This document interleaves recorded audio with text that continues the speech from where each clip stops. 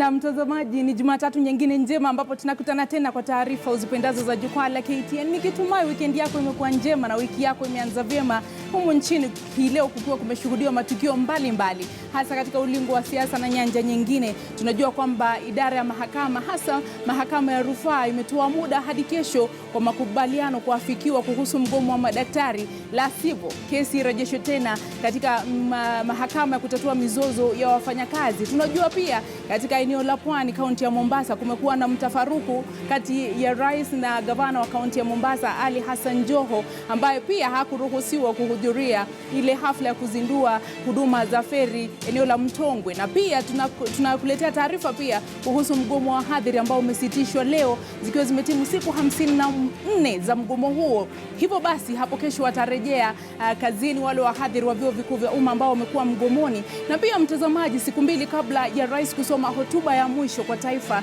kabla ya uchaguzi mkuu, tunadadisi utendakazi wa serikali ya Jubilee. Tulianza msururu wa uchambuzi wetu hapo jana, na leo basi tunaangazia utendakazi hata zaidi wa serikali ya Jubilee, tukiangazia masuala ya ufisadi na uchumi wa taifa. Je, kwa maoni yako unaweza kuweka katika viwango gani utendakazi wa serikali ya Jubilee kufikia sasa? Je, tueleze kwa maoni yako unaweka kiwango gani viwango vya utendakazi wa serikali ya Jubilee? Tuelekeze maoni yako kupitia nambari 22155 kwenye mtandao wa Twitter ni @ZubaidaKananu au @KTN News kutumia hashtag Jukwaa la KTN. Je, unaweza kuweka katika viwango gani utendakazi wa serikali ya Jubilee? Tutadadisi hayo na mengine mengi tukiwa na wageni wangu Crispus Yankem na Wanjala Makoha ambao watakuwa wakichambua kwa kina matukio katika serikali ya Jubilee. Lakini kwanza tuanze kwa kuangazia vidokezo.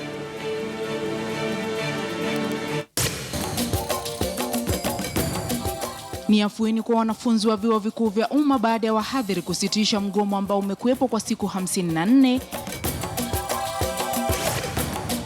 Tofauti za shuhudiwa tena baina ya rais na gavana wa Mombasa na kusababisha gavana Joho kunyimwa nafasi ya kuhudhuria uzinduzi wa huduma za feri. Na kwenye swala nyeti tunaendeleza udadisi wa utendakazi wa serikali ya Jubilee siku mbili kabla ya rais kusoma hotuba ya mwisho kwa taifa kabla ya uchaguzi mkuu.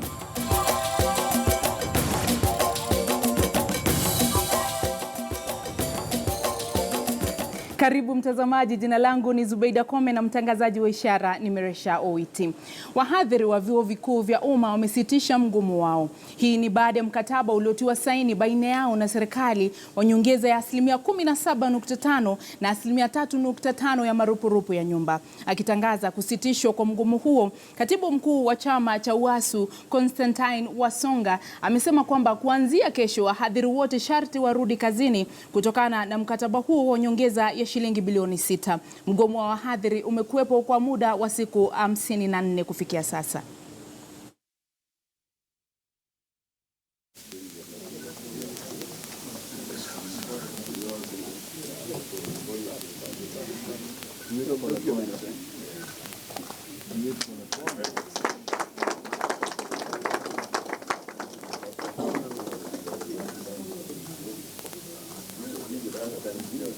With the powers conferred on me under UASU Constitution Article 15B, having been ratified by the National Delegates Conference on Saturday, I declare the strike by academic staff in public universities officially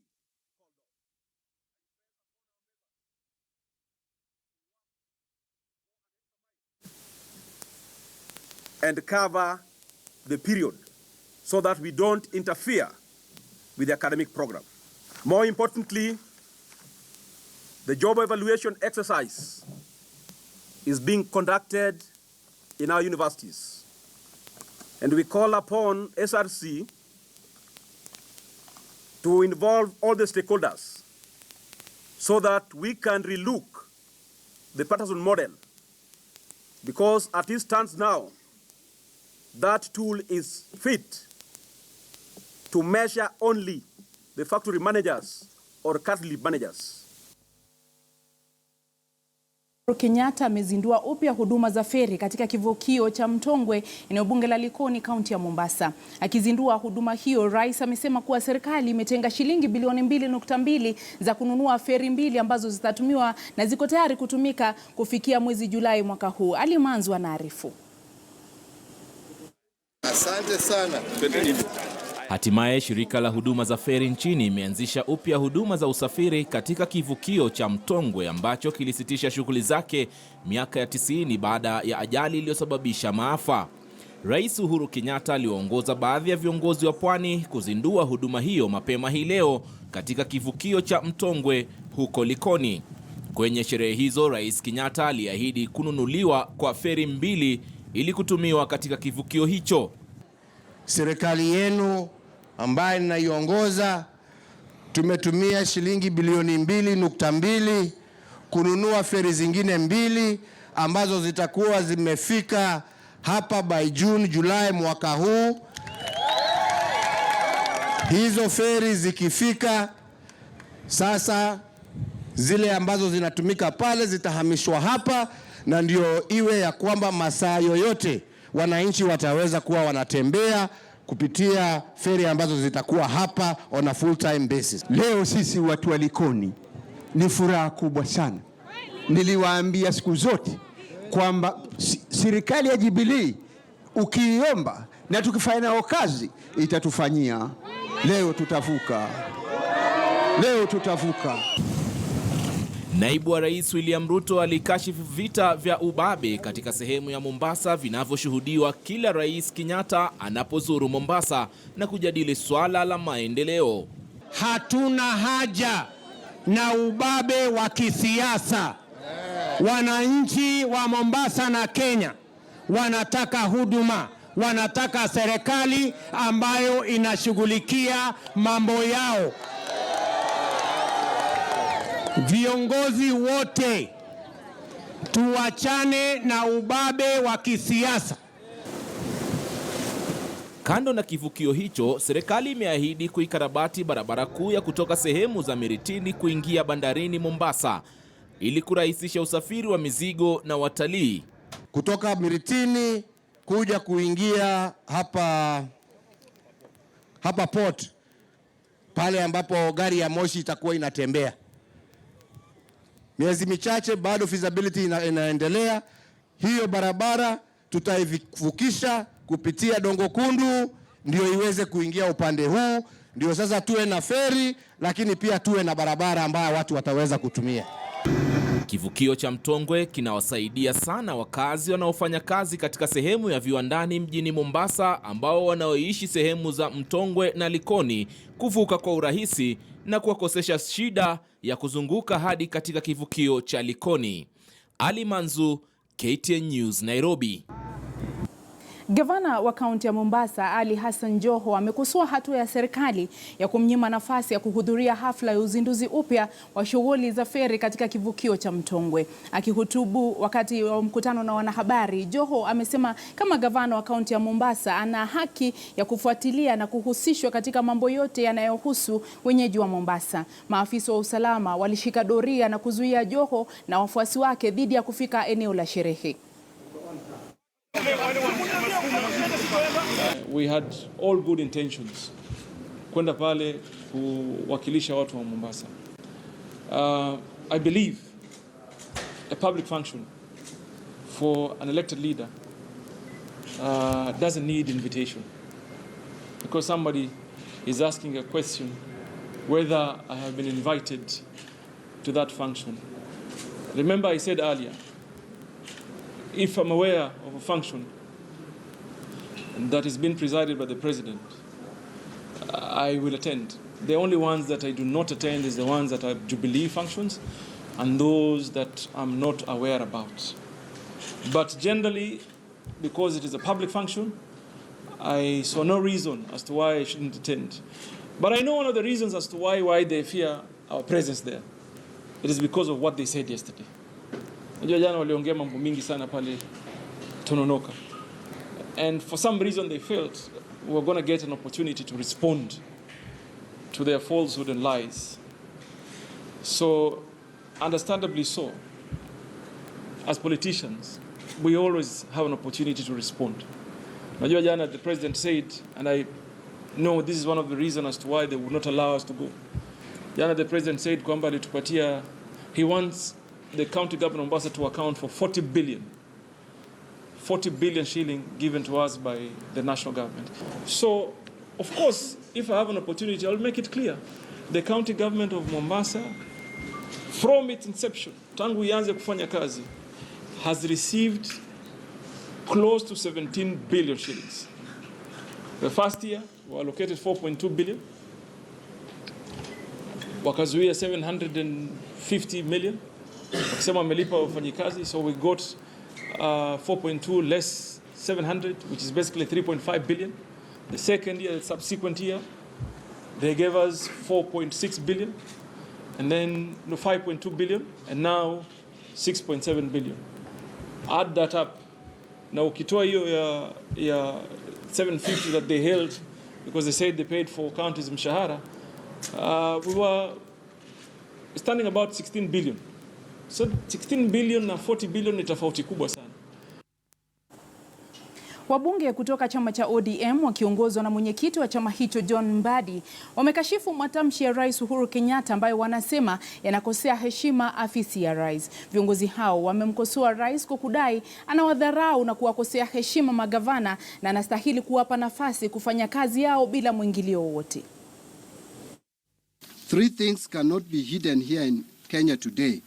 That is, 1 is the sun, 2 is the moon, and 3 the Jubilee incompetence. Those are things that you cannot hide in Kenya today. We therefore demand the following. Number 1, that President Uhuru should declare his interest in Mombasa and Turkana counties. He must tell us why he is hell-bent to frustrate and sabotage the governors of these two counties, and why he is sending anonymous people to trail their movements. It is wrong for a sitting governor in his own county to be denied his constitutional rights and to be denied his rights of even freedom to leave his house and to go to his office becomes an opportunity for the police force to humiliate him and toss him around and push him around.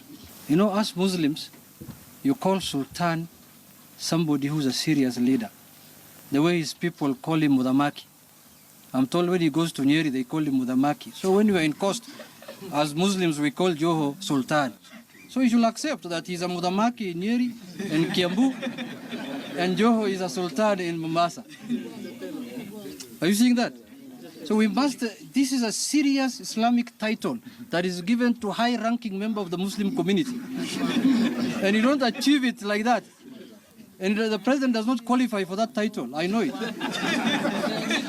So he must accept that Raila is the enigma, Joho is the Sultan, and him otherwise call a Gwambo, and him is a Mudamaki in Kiambu. If I can remind him as a good Kenyan, not a good president, as a good Kenyan, he should try at this moment to assemble the little that was able to take place or to happen in Kenya while he was president and tell Kenyans and apologize where he did not do anything. Anywhere, everywhere where a party takes office and forms a government of the day, it comes in with a manifesto. To this day, they have not implemented their manifesto. And the time has come. And he's now pretending to be a very firm, strong president because he has nothing to tell Kenyans he has been doing for the last 4 years. Naam, je, mtazamaji unakubaliana na wana ODM kwamba serikali haijatekeleza manifesto yake jinsi ambavyo waliahidi wa Kenya? Ndio mada ambayo inatupambia sehemu yetu ya swala nyeti ambapo tunadadisi utendakazi wa serikali ya Jubilee kufikia sasa, ikitarajiwa kwamba siku ya Jumatano wiki hii Rais Uhuru Kenyatta atakuwa akisoma hotuba yake ya mwisho kama rais kabla ya uchaguzi mwingine kuandaliwa katika muda wa miezi au siku 148 hivi zijazo. Je, wewe binafsi unaridhishwa na utendakazi wa serikali serikali ya Jubilee na unaweza kuweka viwango gani vya utendakazi wa serikali ya Jubilee? Mtazamaji, tuelekezee kauli zako, tutakuwa tukizijadili muda usiokuwa mrefu. Lakini katika taarifa nyingine ambayo inasikitisha na inaathiri wengi ni kwamba madaktari wameongezewa muda aghalabu wa saa chache kuketi mezani na baraza la magavana pamoja na wawakilishi wa serikali kuu kuafikiana kuhusu makubaliano ya kurejea kazini. Aidha, majaji wa mahakama ya rufaa wamewaarifu wawakilishi wa madaktari na wapatanishi kwamba wasipoafikiana kufikia kesho asubuhi itawalazimu kurejea kwenye mahakama ya kutatua mizozo ya wafanyakazi inayoshughulikia kesi yao. Mahakama ya rufaa Nairobi leo ilishikilia matumaini ya kukomeshwa kwa mgomo wa madaktari, ila hali ikasalia ya ngoja, majaji wakisikiza hoja za mawakili. Nothing stops the parties completely from going and signing and completing and going back to work and going on with whatever they have to do. And then once you are through with your process, you just come to the president's office and say you want a mention the next day to adopt, and it will be given. Ikiwa siku ya 99 tangu waanze mgomo, kitendawili kimekuwa upande wa madaktari kukataa pendekezo la serikali la nyongeza, kisha hali ya mambo ikawalazimu kukubali pendekezo hilo, ila wiki iliyopita serikali tayari ilikuwa imeondoa pendekezo lao. Do you have a return to work formula or you abandoned everything? It was there before Tuesday, but it was abandoned after. That is the one we want to see, the return to work formula you earned on Tuesday, because Tuesday we were like, let's return to work. We were where we are today on Tuesday. Kwa mujibu wa upande wa serikali, tofauti kati ya pendekezo la serikali na stakabadhi mpya ya madaktari ni kipengee cha 6 kinachopendekeza madaktari wanagenzi au interns walipwe marupurupu ya mwito au call allowance ya shilingi 66,000, huku wale wa ngazi ya juu zaidi wakilipwa 80,000. Aidha, jina la marupurupu hayo yabadilishwe jina kuwa marupurupu ya madaktari. In light of the urgency of the issues, the public interest element involved in this matter, and the fact that the poor Kenyans are suffering because of lack of proper medical facilities, we are ready to bend backwards and give mediation a chance even in this court.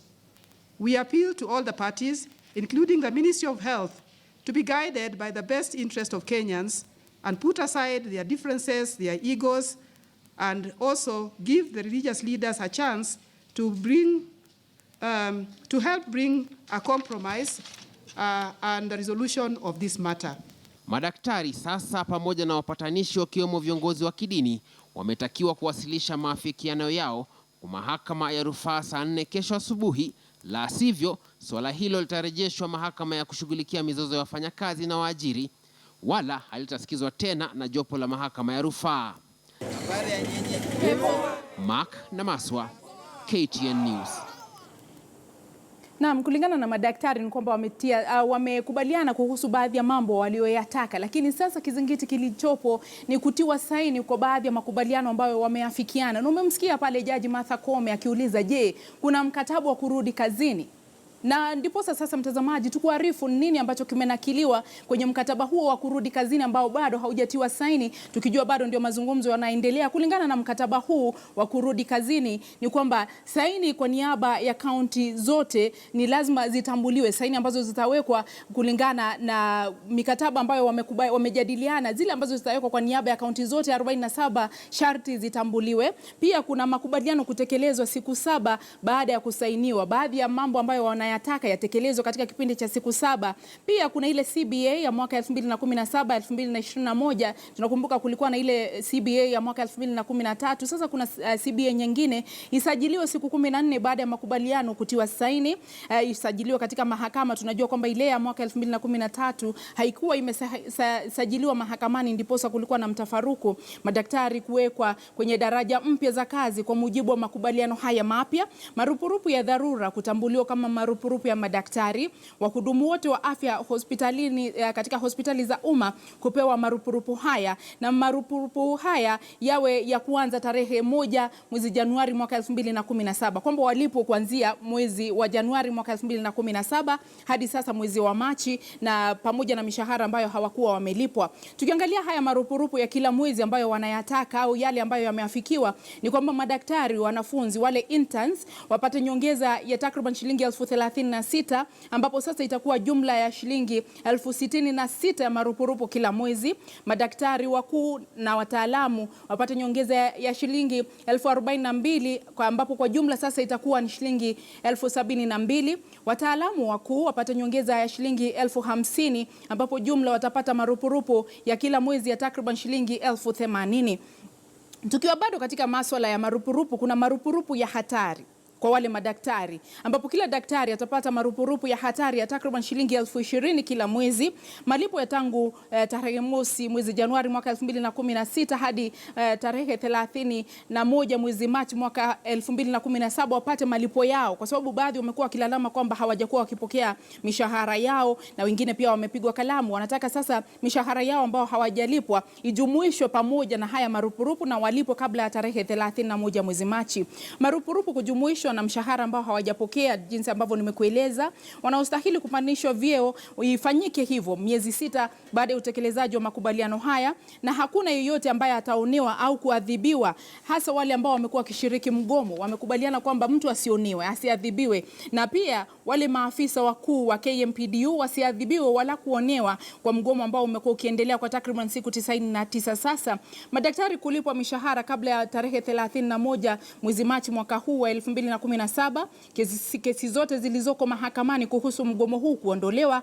Mazungumzo kuhusu sekta ya afya kuwa yafanyike kwa nia njema, bila yeyote kuonewa au bila yeyote kulaumiwa, na KMPDU kusitisha mgomo wa madaktari ambao umekuwa ukiendelea na kurudi kazini pindi makubaliano haya yatakapotiwa saini. Mtazamaji, wapo haukujua ni nini ambacho kiko katika yule mkataba wa kurudi kazini, basi hayo ndio yamenakiliwa kwenye ule mkataba ambao bado wanasukuma kwamba utiwe saini kabla ya wao kurudi kazini. Tumeona mahakama ya rufaa imesema wakubaliane kuhusu mambo kama haya kabla ya kesho saa 4, la sivyo kesi hii itarudi kule katika mahakama ya kutatua mizozo ya wafanyakazi. Zikiwa zimetimu siku 99 za mgomo wa madaktari, tunakushirikisha mtazamaji kufikia sasa tukikuuliza, tangu serikali ya Jubilee kuingia madarakani mwaka 2013 umeridhika na utendakazi wao? Na je, kwa maoni yako serikali ya Jubilee imefikia kiwango gani cha utekelezaji wa ahadi zake? Tutumie kauli zako na tutakuwa tukizijadili muda usiokuwa mrefu katika sehemu yetu ya Swala Nyeti. Lakini kwanza mtazamaji, tupate kitambulisho na tuingie madukani kabla ya kuendelea na majadiliano yetu.